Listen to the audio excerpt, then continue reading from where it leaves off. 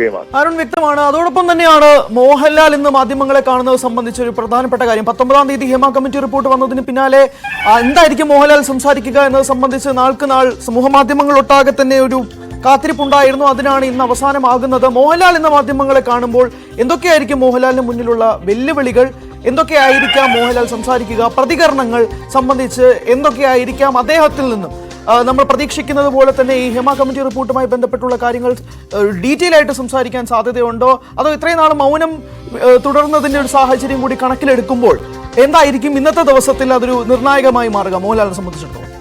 മലയാള cinema നേരിടുന്നത് സമാനതകളില്ലാത്ത പ്രതിസന്ധിയാണ്.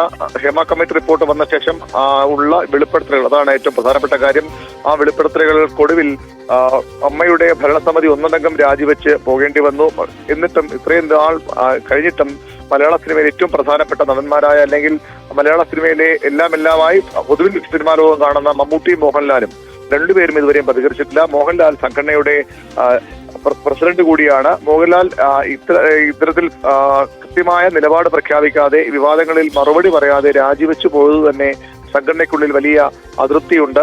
ആ കാര്യത്തിൽ പോലും വലിയ അതൃപ്തിയുണ്ട്. മാത്രമല്ല മോഹൻലാലും നേതൃത്വവും ഒന്നടങ്കം രാജിവെച്ച് ശരിയായില്ലെന്ന അഭിപ്രായം ഉന്നയിച്ചവർ അമ്മയിലുണ്ട്. അതുകൊണ്ട് തന്നെ മോഹൻലാലിന്റെ പ്രതികരണം വളരെ പ്രധാനപ്പെട്ടതാണ്. എന്താണ് സ്വീകരിക്കാൻ പോകുന്ന നടപടികൾ? പ്രധാനപ്പെട്ട നടന്മാരാണത്. ഒരുപക്ഷെ മോഹൻലാലിനൊപ്പം തന്നെ സിനിമാ മേഖലയിൽ നിറഞ്ഞു നിൽക്കുന്ന നടന്മാരാണ് സിദ്ദിഖ് ആയാലും അല്ലെങ്കിൽ മുകേഷ് ആയാലും ഒക്കെ ഈ ആരോപണം നേരിടുന്നവർ. ആ വിഷയത്തിൽ, ഈ വിവാദത്തിൽ എന്താണ് അമ്മയുടെ മുൻ പ്രസിഡന്റ്, മലയാളത്തിന്റെ ഏറ്റവും പ്രധാനപ്പെട്ട നടന്മാരിൽ ഒരാൾക്ക് പറയാനുള്ളതെന്ന കാര്യം വളരെ പ്രസക്തമാണ്. ഇന്ന് കേരള ക്രിക്കറ്റ് അസോസിയേഷന്റെ ക്രിക്കറ്റ് ലീഗിന്റെ ലോഞ്ചിനായാണ് മോഹൻലാൽ തിരുവനന്തപുരത്ത് ആദ്യ പരിപാടിയിൽ പങ്കെടുക്കുന്നത്. അതിനുശേഷം അദ്ദേഹം മാധ്യമങ്ങളെ അവിടെ കണ്ടേക്കുമെന്നാണ് അവിടെ നിന്ന് ലഭിക്കുന്ന വിവരം. പക്ഷേ മോഹൻലാലുമായി ബന്ധപ്പെട്ട ആളുകൾ ഇതുവരെയും അത്തരമൊരു വാർത്തയ്ക്ക് സ്ഥിരീകരണം നൽകുന്നില്ല. എന്നാൽ ക്രിക്കറ്റ് അസോസിയേഷൻ അങ്ങനെ ഒരു സന്ദേശം കൂടി അവരുടെ വാട്സാപ്പ് ഗ്രൂപ്പിലൂടെ നമ്മളെ അറിയിച്ചിട്ടുണ്ട്. അതാണ് മോഹൻലാലിന്റെ പ്രതികരണം ഉണ്ടാകുമെന്ന സൂചനകൾ വരുന്നത്.